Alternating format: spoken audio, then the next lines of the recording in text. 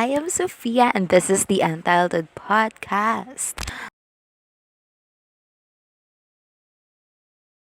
Oh my gosh, so it's been a long time. I think the first weeks of January pa yung latest podcast ko. Actually, yung tinatrato ko lang talaga tong podcast na to bilang rant space ko. So, bear with me sa aking mga kwento na hindi ko na napapag-isipan kasi wala naman tayong script dito and wala naman akong kausap. So, I am able to talk without any interruption. Kaya, and dahil nga, it is a Saturday and I am home alone, I have now the chance to do so once again. So, let's talk about it. Actually, ang topic natin ngayon, magkakwento lang din ako and maybe a slight reflection or insight sa mga ikukwento kong real life experiences. Well, pero ang topic natin ngayon, iikot lang siya sa men. Yes, let's talk about the species that makes me so uncomfortable. Men. Recently kasi super uncomfy ko around men with the way they look, with the way they look, with the way they speak towards me, with the way they act. Basta, lahat ng kung anong ginagawa nila, mga maliliit na bagay, they make me so uncomfortable. Yeah, I don't like that. Buti na lang mga bading mga kaibigan ko. Everyone's gay anyway. Okay. Okay. So, mag-proceed na tayo. I'm just gonna talk about men, specifically yung mga naging crush ko all throughout my life. Because 12 hours na ata kaming hindi nag-uusap ni Alexis because his sleep still resting. And dahil nangungulila ako kagabi dahil wala akong bebe time, natulog na lang din ako. And now that I'm, gising na and wala pa rin si Alexis, edi ito muna pag-uusapan natin. Yeah. Okay, let's talk about them. Okay, first, yung first ever crush ko, hindi siya yung official kasi hindi ko rin alam. Ang iniisip ko kasi, yung official crush ko was when I was in grade 3. Si Alexis without an E. Oh my gosh, nag-name drop ako. Pero sige, si Alexis kasi, yung Alexis ko kasi, may E. Tapos yung naging first official crush ko, Alexis na walang E. Okay, anyways. Pero, parang nung daycare ako, there's this one guy na siya lang yung kaklaseng naaalala ko. So, maybe kaya ako siya tinarit as also a crush. Kasi siya lang yung nasa memory ko.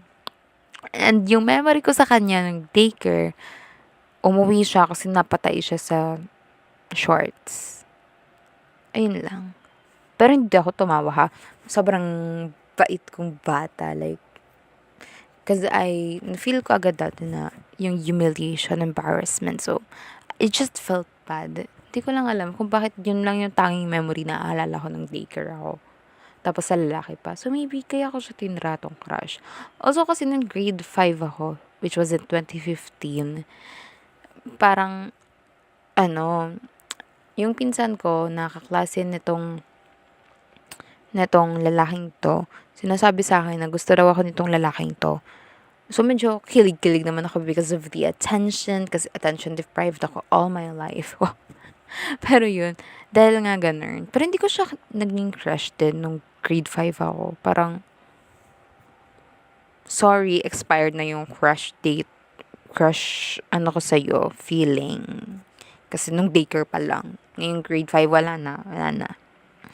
Ayun, anyways, move on sa kinder. Wala na kasi mga nursery, tawag dun? Preschool, ganun. Basta daycare, sis. Tapos kinder, tapos grade 1. Ayan.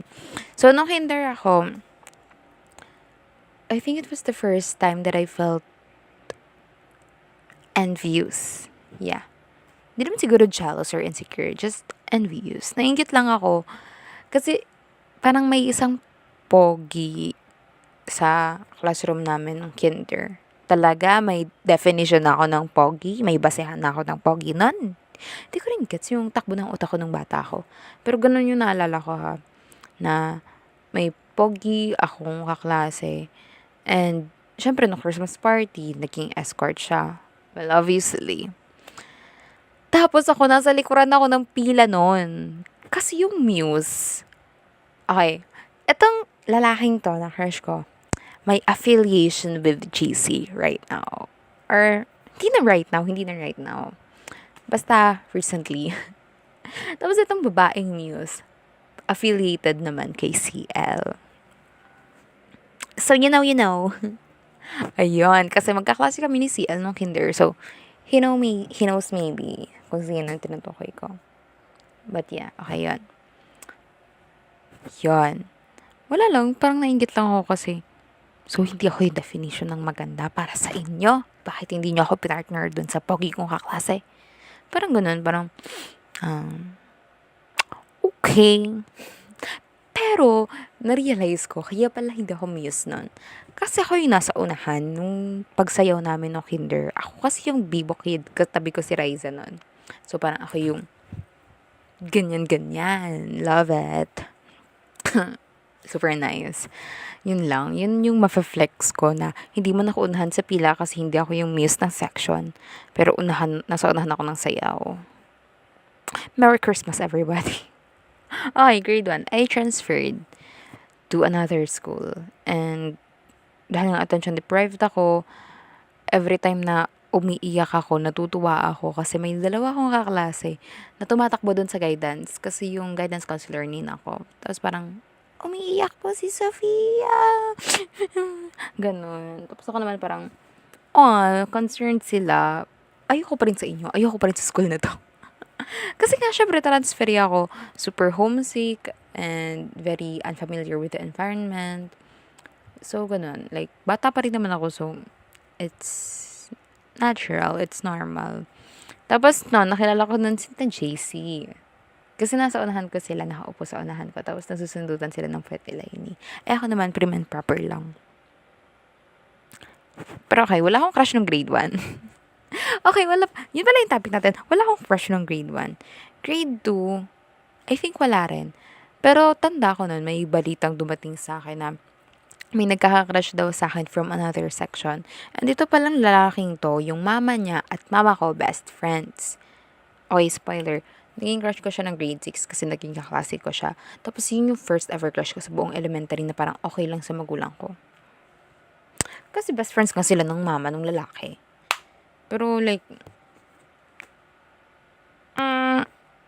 hindi ko naman talaga siya super bet. Okay. Nung grade 3, may naging crush nga ako. Yun na yun, sabi ko kanina. Pero ang nakakatawa dito, ang nakakatawa dito, mula grade 3 hanggang grade 6, hindi kami nag-uusap. No talking, no touching, no eye contact even. No tawagan ng pangalan, convo, yan, messenger, chat, meron. Sulat. Ito, bawal pa kasi ako dati Facebook. Yon. So, ang nangyayari lang, yung way of interaction namin, akala ko nasa magkaibang bansa, yung nagpapasahan ng letter. Kunwari, susulat ako. Itutupi ko, ipapasa ko sa katabi ko, sabihin ko, papasa nga kay Trrrt. Tapos ipapasa niya. Nakakatawa. Uso yun dati ha. Yeah. Grade 3 yun. I think nung grade 3 pinakauso. Next, grade 4.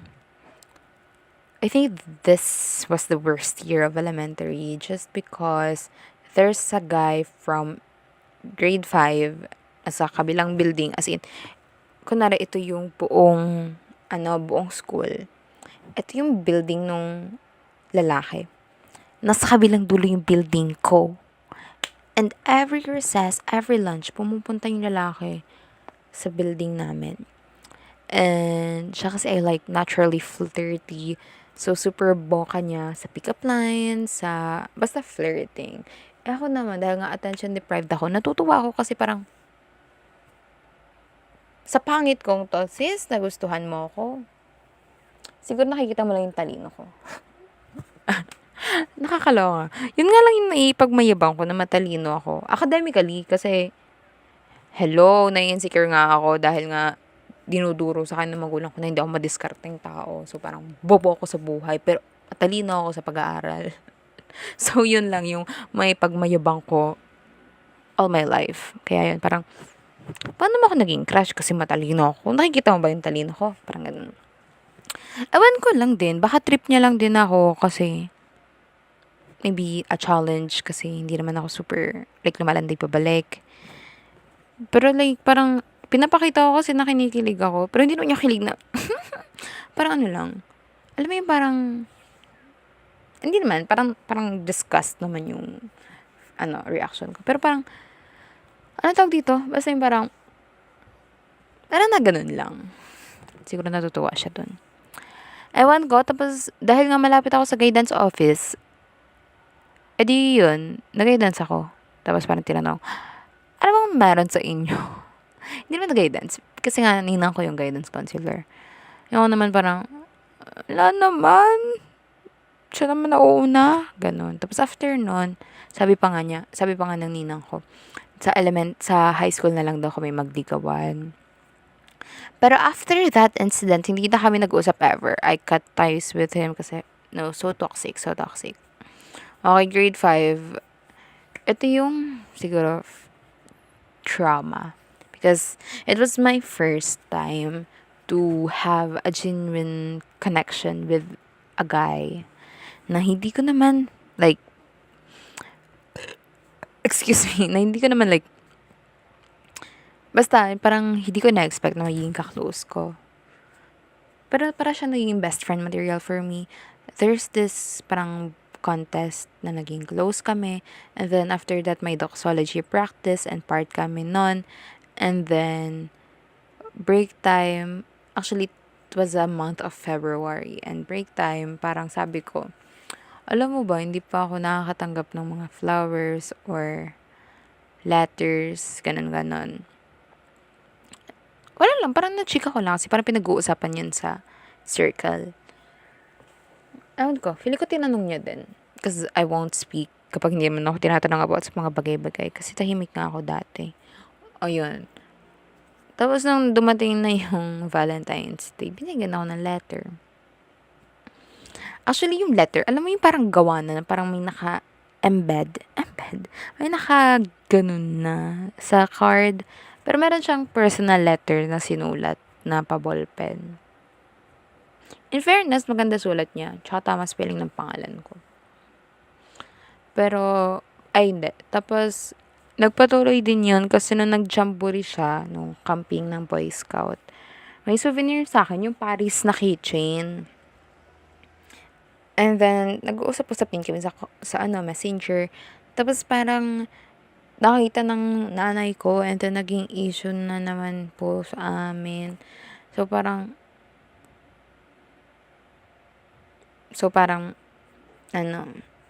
nawala. Like parang lumayo. Kahit sa personal, hindi kami nag-uusap. So parang, bro, ano yung pinagdaanan natin? Ano yung pinagsamahan natin? Tapos, tanda ko, hiningi niya pabalik yung Paris na keychain. And I'm so, magkano ba yan? 100? Shoota ka? Parang 10 to 20 lang ata yun. Pero sige, binalik ko din. Pero nakakainis. Wala man lang akong parang ganun niya. Parang memories of him. Pero wala rin naman pake na pagkatapos. So, parang na-realize ko na really, parang nawawala yung pagka-special ng tao as time goes by na matagal na siyang absent sa buhay mo. Na parang kaya lang siya special because you have feelings toward them. Pero kapag wala na, parang they're just an ordinary people na may past or na may memories ka with. Pero now stranger na rin siya and you're not affected anymore. Ganon. Okay, grade 6. Ito nga yung sinasabi kong naging crush ko. This guy kasi, kaya siguro naging crush ko rin. Kasi nag-e-effort, binigyan ako ng bracelet. At saka nung Valentine's Day, binigyan ako ng rose. Tapos sinusuportahan kasi ng mga friends ko. Hi, Hannah-Lee. Kasi best friend ng best friend ko. So, parang nasa isang circle kami basically. So, yun. So, parang, okay. Ang ano ko kasi, ideal type ko dati. Pero hindi ko naman talaga na-achieve kanino man. Basta gusto ko yung matangkad, na payat, na siguro mas maputi sa akin. Tapos, maganda yung buhok, maganda yung ngiti, maganda yung mata. And, mas matangong silong. And, athlete, ganun, and matalino, and mabait, and very politically aware. Oh, dati, parang hindi pa kasama yun dati kasi sarado pang mind ko sa politics nun. Okay, bata pa kasi ako. So, okay. Um, ang check lang sa kanya, mabait, and athletic. Athletic. Athlete. Sporty, ganun. Kasi, as in, MVP. MVP sa basketball. Tapos, volleyball player din. Tapos, ano nga yun, sa takbuhan. Track, ano? Field, something. Track and field. And also, tennis, table tennis. Ewan ko, super galing niya. So, wala lang, so amazing of that. Tapos, tanda ko pa isang incident nun, parang nag-PPE kami, tapos siya yung taga-serve, tapos parang sasaluhin lang namin. Siya yung magsaserve, tapos parang, sasaluhin nga lang namin. Tapos, ang baba nung parang, yung sa iba kasi, ang aggressive niya mag-serve. Tapos yung sa akin, ang hinate. So, parang, hindi ako makatira na ayos, ayusin mo naman. Okay. Pero parang nagigets ko kung bakit niya hinihinaan para hindi masakit sa kamay. Okay. Okay. Pero after that, after graduate, tatawa ko kasi nung nag-speech pa ako nung graduation namin nung elementary, suot ko pa yung bracelet na bigyan niya, pero nasira na kasi. Tapos after that, parang, wala na rin. Like, nothing, as if nothing happened.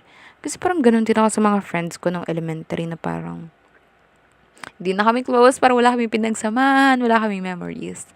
Natakot tuloy ako na baka ngayong mga high school friends ko baka maging ganun. But I don't think so anymore kasi I literally grew up with them, like went through the pandemic with them, went through modular distance learning with them, and really maturing with them, and basta yung parang learning about life with them. So feeling ko hindi na kami, wala, constant ko na sila. Kasi I also, parang naging fear ko rin yun na parang kunwari sina JC, sina Marie, Fiona, si L. Dave, Leonard, sina Lara, ganun. Parang sina Fiona Balana, yeah. Parang natatakot ako na baka hindi ko na sila maging close kapag nag-college ako and then magkaroon ako ng bagong set of friends. Which I think will happen with any of us, with every one of us. Wala lang, natatakot ako na baka hindi kami maging close ulit kasi parang manghihinayang ako sa mga memories na baka hindi na maging special for me as time goes by kasi nga ganun nga yung nangyari sa past.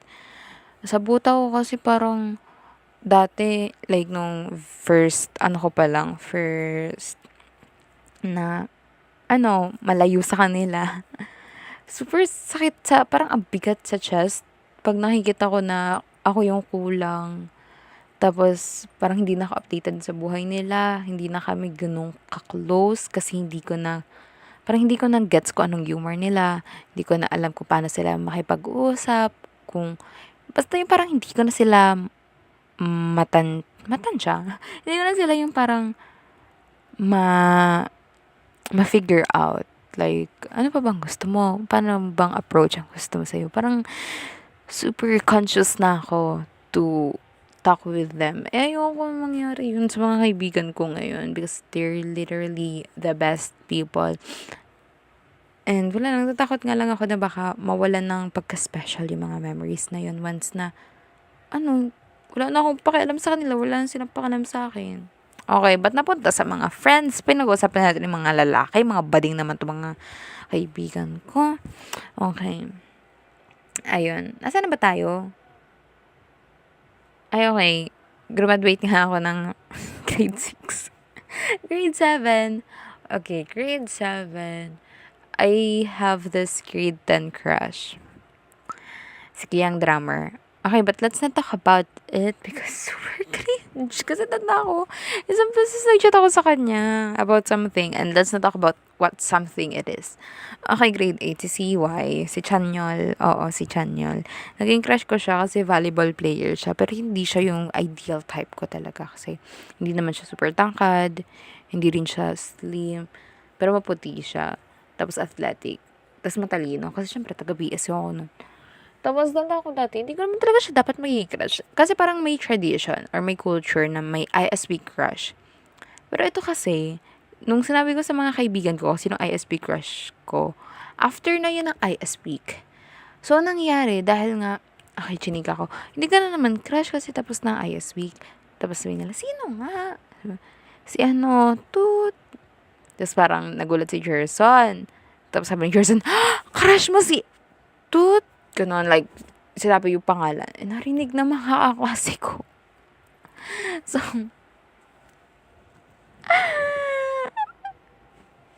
tapos yun, parang dahil dun, ay sirupok nga ata ako. Kagaya ng kanilang tanyag sa akin. Na-extend lang na-extend hanggang sa, dun sa techno. Nakalimutan ko. Basta may contest pa na, Technolympics. Yarn. Naging crush ko pa rin siya nun. Tapos dun kami nagpicture. Like, nung event na yun, nagpicture kami. Tapos after that, basta nag-uusap-usap lang din kami. Tapos sa Twitter, madalas. Tapos after that, wala na. Wala na. Naglipat na ako ng grade 9 and really no connection anymore. Actually, nung grade 9, I have a lot of crush there. Pero like, yung hindi naman serious. Parang ano lang. Wala lang. Gusto ko lang magkaroon para may reason pumasok. Kasi nga homesick na naman ako kahit na familiar yung faces ng mga kaklase ko ng grade 9. Wala lang. So, parang may nagtanong dati sa Curious Cat, sinong main crush mo? Tapos ang reply ko, feeling ko ang old crush ko si AA. Si Alexis. Yung Alexis ko ngayon. Oh my gosh. So, I really manifested that. Pero actually, si Alexis yung serious crush ko nun. Kasi, siya yung tipong unreachable. And sabi sa personal development, unreachable is attractive. So, yun. Pero actually, I really didn't end up with him nung time na yun. Because of something. So, I ended up with this guy. This K guy. And, wala lang, it's all fun. Like, very high school, typical infatuation, MU, situationship thing. Like, it's normal. Everything that happened was completely normal. Sorry, naantok na yung mata ko. Gagawa ba ako ng CNF? So, yeah, nakamove on na ako. And I think nahihil naman yung abandonment issues, trauma, chuchu ko right now. So, yeah. Basta natapos yun. 2019 nangyari. 2020 natapos. April, when the pandemic happened. Tapos parang all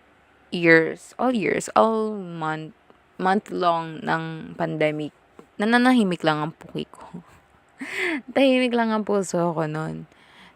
Pero actually, dahil nga, yun, wala na akong connection with K-Kai, ang naging crush ko ulit, si AA.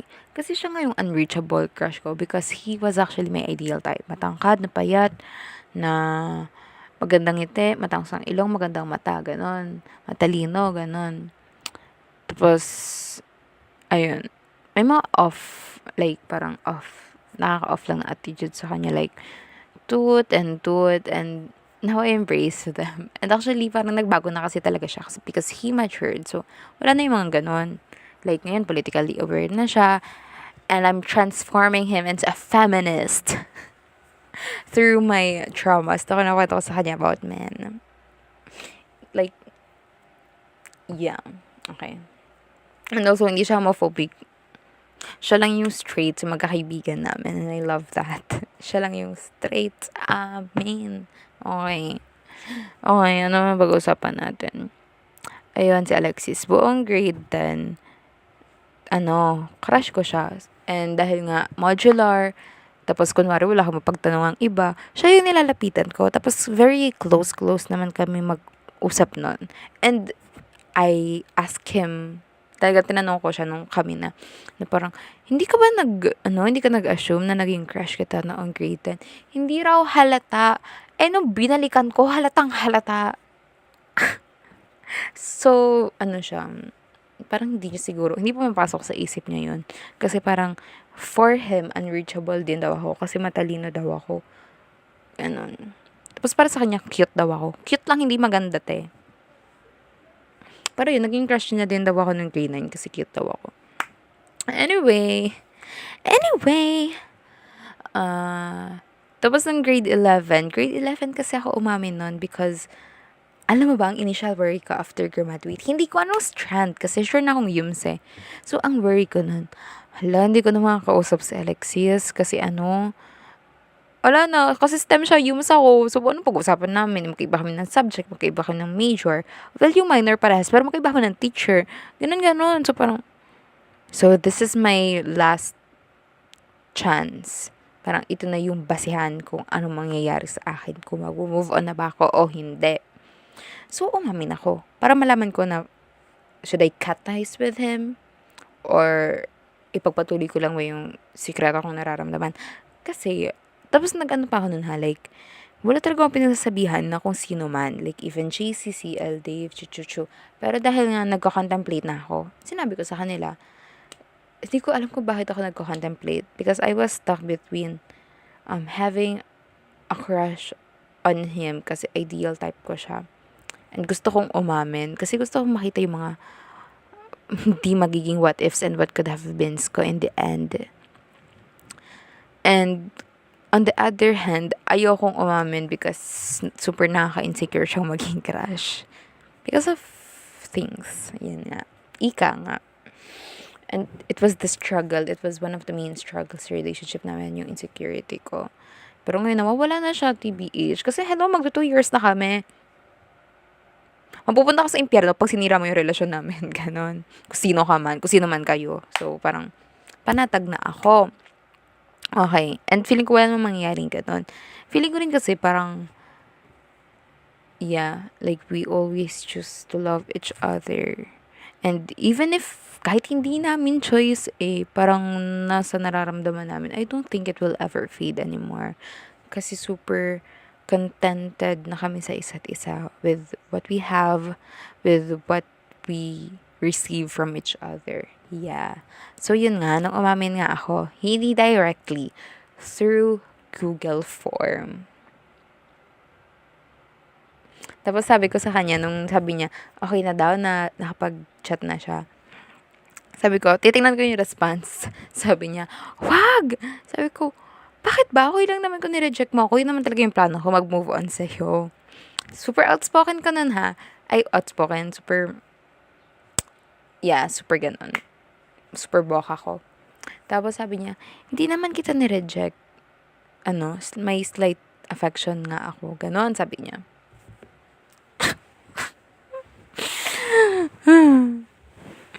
Nakakasura kaga. Ikaw gumising ka na ha, mag-usap tayo. Tapos tanda ko nun, parang, it was 12 a.m. and he asked, by the way, kumain ka na. Alam niyo ba yung mga, kumain ka na? Di ba parang yun yung mga pick-up line sa chat dati? So, I understand. And sabi niya, hindi siya nagpapapasok ng tao sa buhay niya. Pero what happened with me? Pero actually, kahit nangyari yun, August 16 nangyari, November 7 niya ako kinrush back. Kung hindi ko pa tinanong ko ano ba tayo? Ano ba talaga tayo? Ano bang meron sa atin? Hindi niya sasagutin. Kasi alam ko, pinapakita niya. Pero syempre, kung hindi mo naman sasamahan ng words, nakakalito pa rin, 'di ba? Like, sobrang mixed signals pa rin nun. Okay, I know actions speak louder than words, pero we can have different interpretations sa actions. Like, ikaw, ang intention mo para maging mabuting kaibigan lang. Pero dahil itong babaeng to, nagkakagusto sa'yo, iba yung tingin sa action na binibigay mo sa kanya. So, you should communicate. Like, verbally communicate. Yun din yung aking suggestion and recommendation sa aking mga friends. When you have a situationship with someone, you should talk it out. Kung ano yung mga nakakalito sa mga actions niya or the way they treat you. Kung nalilito ka, itanong mo. So, 'di ba, after 3 months, nung tinanong ko, saka ko lang nalaman.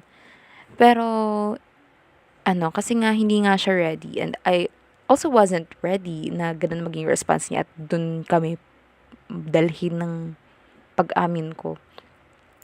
Nung December lang kami parang pinaka naging certain about each other. Like, tanda ko, birthday ni JC, hindi niya ako kinausap. Hindi niya ako sinin mula December 3. And then, bumalik siya December 5. And he said, I miss you. Tapos he explained bakit siya nawala. Ganun-ganon. Tapos after that, naging super ano na niya, flirty. Super vocal with his feelings. So, feeling ko, dun niya na-realize yung, basta dun siya naging certain about his feelings towards me. Yeah, I love it. I love that. Pero mixed signals talaga siya all throughout. Pero I know that may reason naman talaga yun. So, hindi ko naman siya binabash dahil doon naging mixed signal siya. Mixed signals enjoyer din naman ako dati. And hindi naman bare minimum yung mga binibigay niya. Okay, may thin line between bare minimum and something else. You know, yung mga pinag-uusapan, mga discussion sa Twitter, alam niyo na yan. Okay. Ayun, and right now, 3/25/2023, pang ilang months na namin, 19? April, May, June, July, 2021, 22, 23, August, 24. Tama. Pang 19th month na kami. So, congratulations. I hope you all you can also find love with someone or something, even something. Kung ang goal nyo ay self-love, I hope you can find your passion and fall in love with it. So you can fall in love with life and continue to stay alive. And live your life to the fullest. Live a fulfilled life. Ganun. Ayun. Update naman sa aking personal stuff and also being in this relationship, hindi na malala yung insecurities ko. Kasi nga, hello, magto 2 years na kami. Pero, nagpabalik-balik siya minsan. Kaya parang nire-remind ko na lang sa sarili ko na beauty is subjective. Kasi napapansin ko, sa physical naman talaga yung mga insecurities natin na malala. Kasi yung physical insecurities nakaka-apekto sa ating mental health, self-confidence, and how we present ourselves to the people. So, I get it. Pero beauty is subjective. Yung magaganda, yung mga conventionally attractive, for most people, they're beautiful. And also for most people, they can be ugly. And ganun din naman ako. Parang pangit yung tingin ng iba sa akin. And yung iba maganda, yung iba cute lang. Actually, para majority cute lang talaga yung sinasabi sa akin. So, I acknowledge that. I accept that. Kasi ako rin naman, parang may iba't iba kasi tayo ng standards. And basta mga prefer. So, huwag nating diktahan na dapat ganun din yung maging perspective ng ibang tao sa kung ano yung perspective mo. Ano ba pinag-usapan natin dito? Just ko, inaantok na ako. Okay, yan lang. Sana gising na si Alexis. And in conclusion, manar trash pa din. Okay, bye. Okay, tama na.